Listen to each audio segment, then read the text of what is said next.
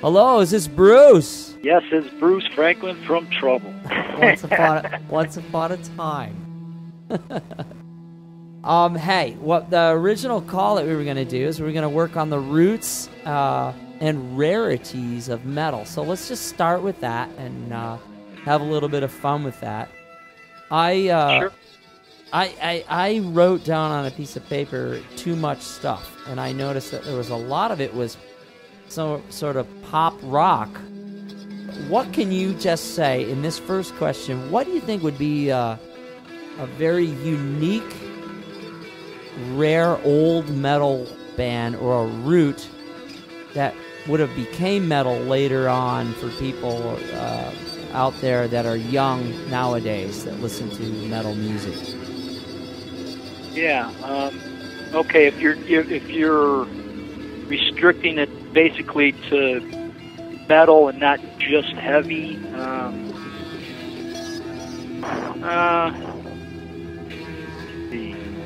well, of course. I mean, everybody knows like the '69 Led Zeppelin and Sabbath stuff. I mean, those are things that everybody knows. But maybe more obscure stuff like Budgie. Yes. And some people may be familiar with Budgie because Metallica made them famous by covering a couple of their songs. But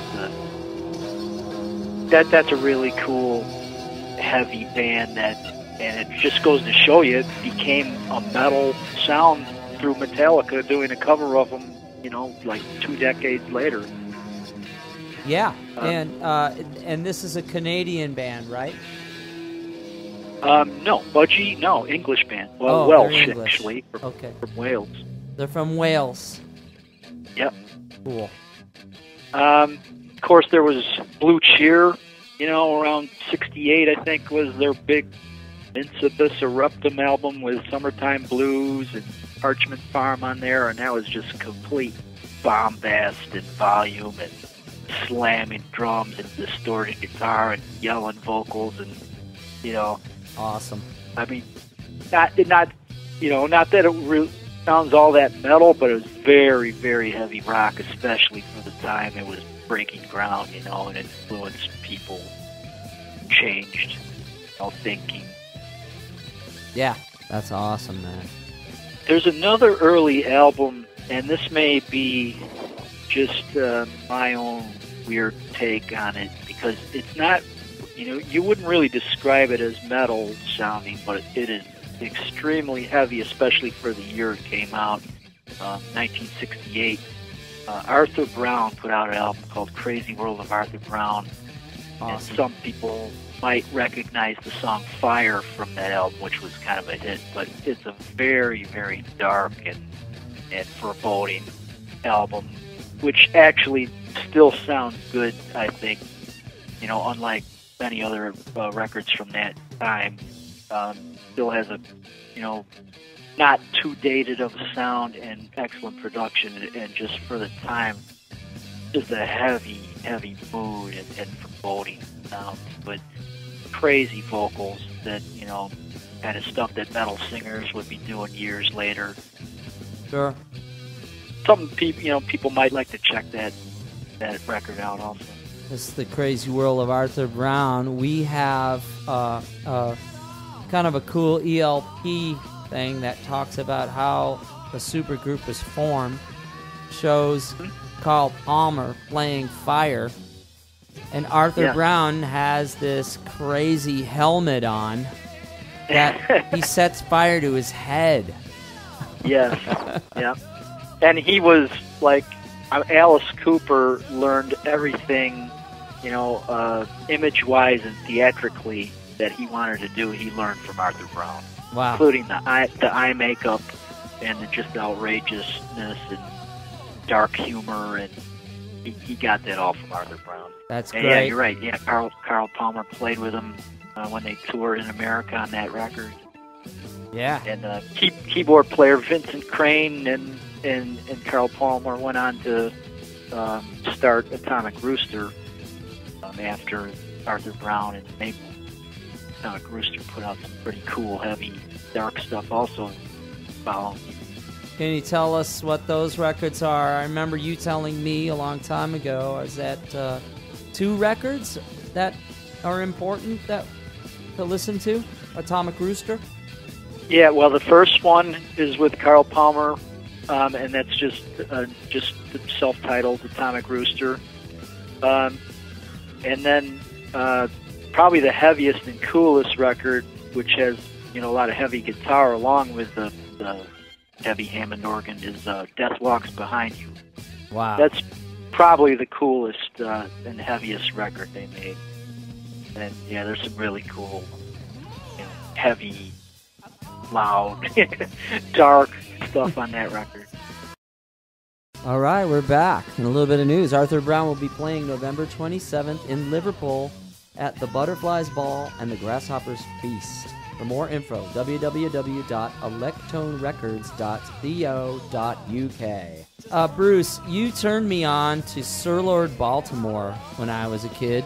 Well, we were both kids. I guess you're a year older than me or something. Yeah, I guess we were both kids. But, dude, Sir Lord Baltimore, can you explain that? Well, American band that was probably, a few years later than the stuff we just been talking about, like we were talking early 70s, Yeah. 72, 73. And, yeah,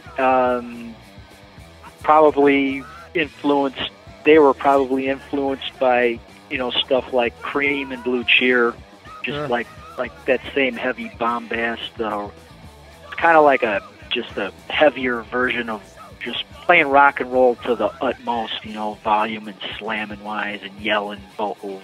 Yeah.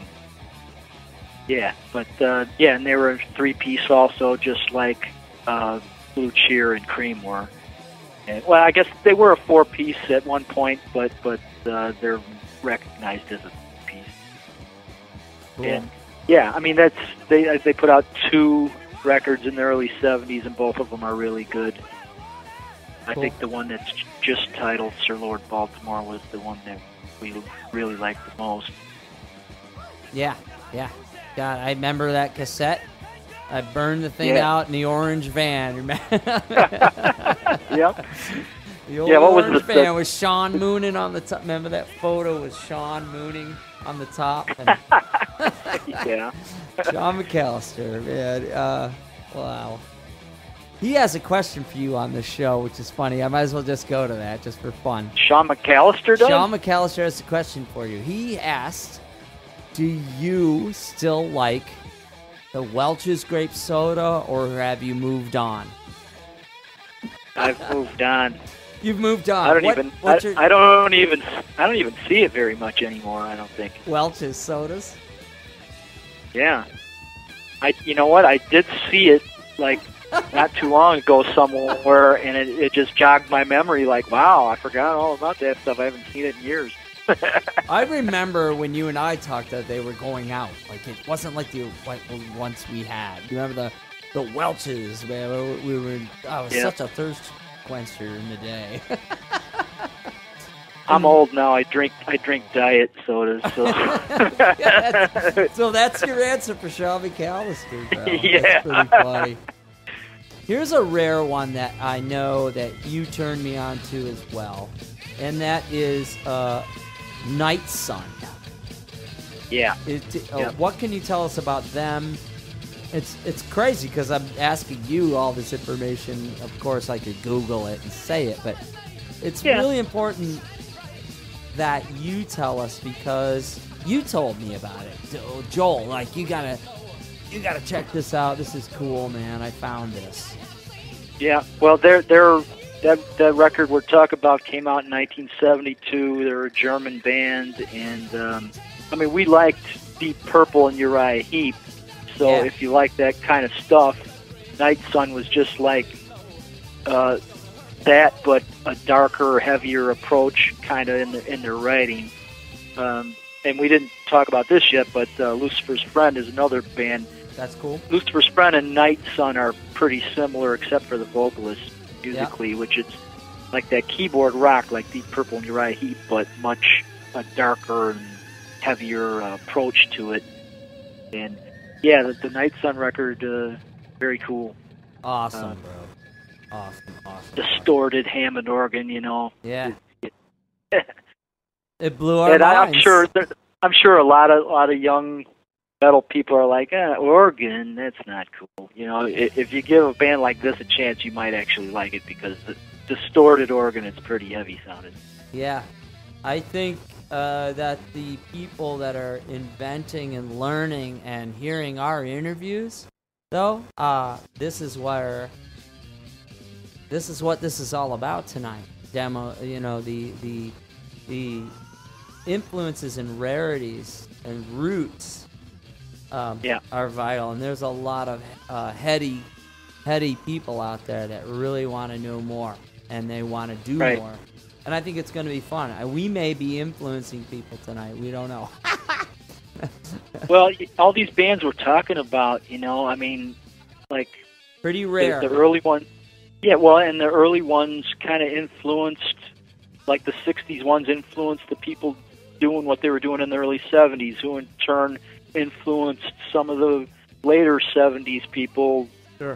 Which it's a cyclical basis that keeps influencing people to help keep, the heavy genre of music alive, Yeah. We talked about Colvin the other night. This is the old Colvin, and I guess they're a U.S. band. What's the name of the band? It's Colvin, and it's Colvin. Yeah. It's a female singer. Yeah. And she's blonde hair, and they were like almost the first. It's very Jefferson Airplane, but their image and their photos are like any death metal band of today. Yeah. Drinking blood and it's strange. Well, I don't know a ton about that band. I do know, but weren't they into witchcraft, and that was part of the thing? It wasn't maybe just an image, but they were kind of into that stuff. I think they were into it, and a lot of people say, Gene Simmons, Ronnie James Dio say that they were the first one to create that odd Italian Roman warding off evil sign that looks like Hang 10, Texas. Yeah. Her name is Jinx Dawson, which is weird. Dawson. We'll laugh about that in a second here when we settle down and do some humorous trouble shit. But Jinx Dawson is her name. Wow. She claims to be the first one to be seen in a photograph. I think that's kind of odd, but what's your opinion on that? You want me to give you mine first, just so I can set you up for this? My opinion is, this is an ancient Roman sign that has been archived in not only stone, like, carvings. So, why does Gene Simmons, Ronnie Dio say they're the first guys to throw the heavy metal symbol up, when it's been something that's been around since maybe even the 11th century, Right. Is that just marketing? I think what they mean maybe is that they were the first ones to do it in rock and roll. But yeah, you're right. It's something that's been around for centuries. Yeah. So Jinx says she's the first one, and she says it's 1969, and if you look at photos, it's there. So if Ronnie, late Ronnie James Dio, Lord bless his soul, if he did it before 1969 on an Elf record or whatever, I don't think so. I don't think either. I saw Rainbow with Ronnie Dio live. He never did it. I saw a ton of video from Rainbow era with Ronnie Dio. He never did that. He didn't do that till he got Black Sabbath, which was late, 79, 80. So then in first place, it's Jinx Dawson, I think. But Kiss was around in the 60s. Probably. Late, I don't know. Well, no, when... Well, Kiss, now early 70s. Early 70s. 70s. Yeah. It's Jinx Dawson. And then it's fucking it's Kiss. And then it's You know Ronnie. what's funny about that band though, that I almost positive they're the same band, Colvin, that had the hit with the Billy Jack theme song. I think so. They did One shit Tin like Soldier. that. Yeah, they definitely did that shit. They were trying to stay alive, and they did all kinds of pop stuff. I was just gonna say they sold out to try and make some money. They sold their souls to the media instead of the devil. Bobby Fiden asks. You still talk to Bobby? Yeah, ask him if he still likes that Sweet 65 SG. Do I still like it? That's the only guitar I play anymore in trouble. That's awesome. Ask him if he's ever seen any videos of me playing it. That's all I play now. That's great. How about this one? From Tony Spillman. We know who he is. Phony Cheevers. Sometimes you call him Stump. How many lumps does Pete Puma take in his tea? Oh, 3 or 4. That's awesome. Here's a weird one from the warehouse, man. James Craig. Ah. Isn't this wild that I'm asking this? I've see Tony all the time, but everybody else you say are people that I know and haven't seen for years. Yeah, this is great. James Craig asks, where can I find some bell bottoms in a middle-aged wayside? I don't know anymore. Germany. My answer is Germany. Remember when I went? Oh, dude, remember that weird stop, that last tour? We pulled off and it was like at a weird German new mall. It's like, yeah, yep. I went into that Levi's store and got the best ass pair of fucking bells, man. It wasn't big bells, but they were like, they're now disintegrated to nothing. I have to go back over there. I don't know how that's gonna happen, but. Well, do you remember the guy in Gorilla Monsoon? Yes. Big bell bottoms, and I remember asking him, and he said that they were girls' pants. that's the only ones he could find. So that's our answer to James Craig.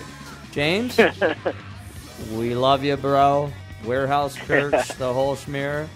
Truck driver, which I have an affinity with, and what we'll say to you is girls' jeans. Yes, you can find women's bell bottoms all over.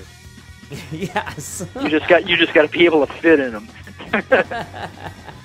Let me ask this: are you working on a new record with Trouble? Yes, I was in the studio yesterday, cutting some rhythm tracks. So yes, cool.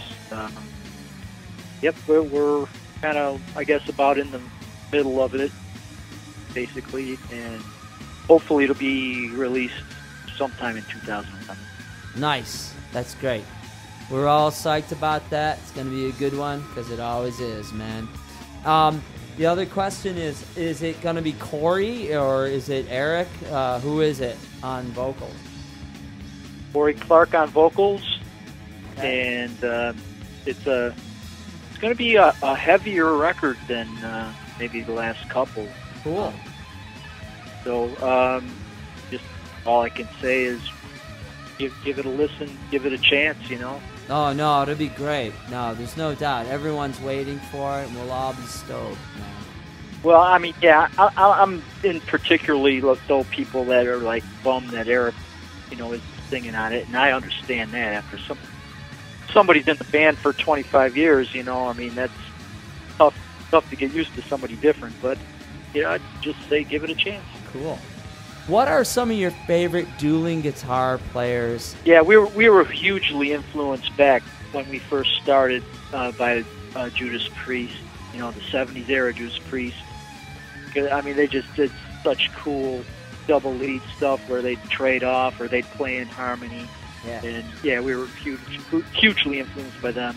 And then, of course, Thin Lizzy, Brian Robertson, Scott Gorham, also great harmony guitar players, killer trade-off leads. And also both those bands sometimes would would have the two guitar players would play two different rhythms sometimes that would fit together, which would create a really cool sound. Cool. What about Alice Cooper? Are those duels? Yeah, well, they weren't so much duels. That was more of a rhythm and lead. Rhythm lead, the old school. Pretty much, yeah. I mean, I guess Michael Bruce occasionally played some leads, but he was mostly a rhythm player. But there's Wishbone Ash, another great harmony playing band with tons of harmony guitar stuff, very intricate. I know Rick was really influenced by them. What was Black Oak's lineup? Well, yeah, there you go. The double leads, yeah. Yeah, I mean, they had three guitar players, but one guy only played rhythm, and yeah, they had double leads, and that was a band that kind of influenced me in my younger days, learning how to play lead guitar. Wow, awesome. Yeah, and and we're talking people who don't know Black Oak, Arkansas. They were kind of like the first one of the first southern rock bands and they influenced like Lynyrd Skynyrd, and Molly Hatchet, and all the southern stuff to come. They were like the instigators for that. Any Canadian things that you can think of that you thought was cool? Man, I like the Guess Who, and Oh, yeah. Oh, they were great songwriters, and Burton Cummings had the coolest voice. I mean, he could have sang in a heavy rock band and been, great. Yeah. He had that kind of voice. Pink Floyd, that's pop. Yeah, Pink Floyd, Mountain. Yeah. Edgar Winter. Yeah. Jimi Hendrix. Grand Funk Railroad. The Sweet. Yeah, I just heard a Sweet song today on the radio. Wow. Well, yeah, the thing about that band was they liked to write hard rock songs, and they had management that hired writers to write the hit songs. So they'd have half an album of jam and rock songs that they wrote, and half an album of, like complete top 40 kind of songs. And that's what was up with that. That was. What's your opinion on Nazareth? Oh, love Nazareth. One of the coolest voices in rock and roll.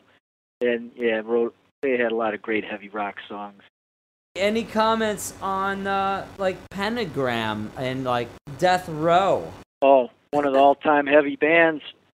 They maybe didn't put out a lot of product, but I remember the first time I heard them, somebody gave me a tape when we played in Baltimore for our very first time. Somebody gave me a tape of that Death Row, which eventually was released as the first Pentagram album. Yeah. But anyway, it was called Death Row then. It was their demo. Yeah, it was a demo, and they were called Death Row then, and that was the heaviest shit, man. I mean, that was like the next Black Sabbath, basically. And I remember turning a whole lot of people onto them. Yeah, including me, because you were my teacher. What about Scorps with Yulee? What was your comments with Scorps with Yulee? Well, that was at a very sparse era for heavy rock, really. In some ways, during the disco era. Yeah, middle later 70s. Death to disco. Yeah. But I mean, there was Scorpions, there was UFO, there was Nazareth, there was Black Sabbath, and there was Judas Priest, and I guess Led Zeppelin. But there wasn't like a ton of bands doing hard, heavy rock at the time. It was a pretty thin era. And yeah, Scorpions was one of the highlights, even though at that time they were fairly obscure still. Sure. They really didn't break through until what was the album, the big one, Love Drive. Yeah, Love Drive. The first one without Uli Roth playing on it. Yeah. We were into all that. Yeah, we were listening to the Scorpions with Uli Roth era. Same time was listening to the 70s era Judas Priest. And, and those were bands that were like the next generation, removed from the stuff we were just talking about earlier. Certainly that they were influenced by that stuff, Yeah. And then, you want to talk about then the next wave after that was the new wave of British heavy metal, which was the big resurgence back to heavy music again. Yeah, yeah. And that's well documented. I know a lot of people are familiar with that, and that's where Iron Maiden came out of, and Saxon and Motorhead, and Sure. more obscure bands that we like Angel Witch. Yeah. But yeah. And what was the? And he struck me like a sledgehammer. I had to do it. Yep. What was that? Sledgehammer. It was Sledgehammer. There was a band called Sledgehammer. There was some that were a little bit silly sounding sometimes. Yeah. But they tried. They were trying to be heavy. I remember us though getting down and listening to your record collection, and that Accept song that just had the countdown. 5, the first Accept album.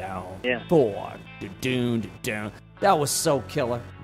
I think it definitely changed, my rock and roll, because I'm such a prog head, jazz and classical maybe only, I have to have the synthesizer humming over, or whatever it was, but wow, did that change me? That first Accept album, that was killer. Well, all that stuff around that time we're talking about, like Angel Witch and the Iron Maiden and Accept. I mean, that was kind of like the new. That was when metal. Another wave. Metal as you know it today was starting to sound. Yeah. Get the sound of metal as you might know it today. Not exactly, but very close to the style that you know today.